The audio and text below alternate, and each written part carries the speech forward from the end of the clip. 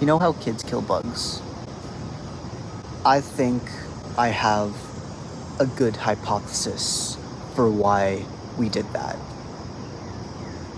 You want to feel stronger. You want to be better than this tiny thing. And you don't really have control in your own life because you're in school. And with an ant, you can just end an existence. A living creature ceases to exist. And in this one place, you have a strong weight on certain creatures, even if it's for the sake of dismembering them or putting them under a magnifying glass. And I think that's pretty powerful. And whether or not it's good or bad, it feels so weird because in the act of this power fantasy, you're projecting onto the ant as if it were a human, you know?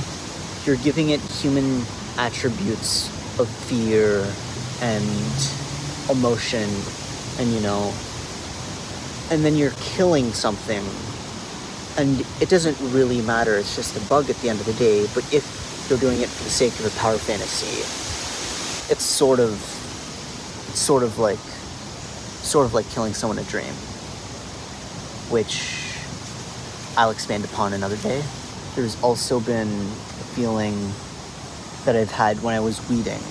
Usually I tend to kind of empathize with plants, you know. I could feel bad if I see the bottom of a trunk, just because you can, you know, you see a dead tree, it's like, oh, that died, you know. Don't really know how alive these things are, but I sort of, you know, I feel them. And with this feeling, the power fantasy I had on the bugs was starting to reflect themselves. It was starting to reflect itself on plants. I would rip out the ant and it would be as if I'm killing a bug. These emotions I put onto it make me perceive them as somewhat humanoid, a bit human-esque. I did used to feel bad about I used to not care about weeding, and then I started feeling bad about them, and now there's this feeling that I kind of feel bad, but I have to do it anyway.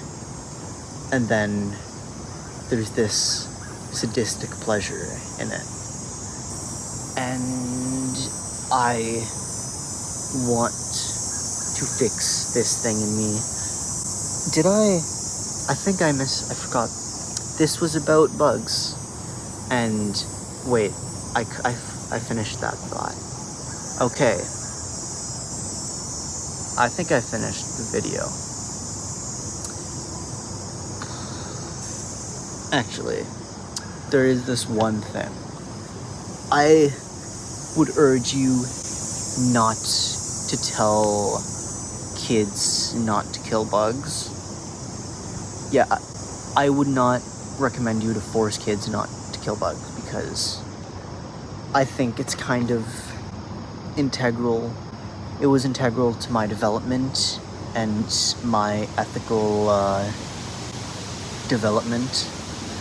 And when I was younger, my brother said killing bugs is the first step, and then it's killing squirrels, and then,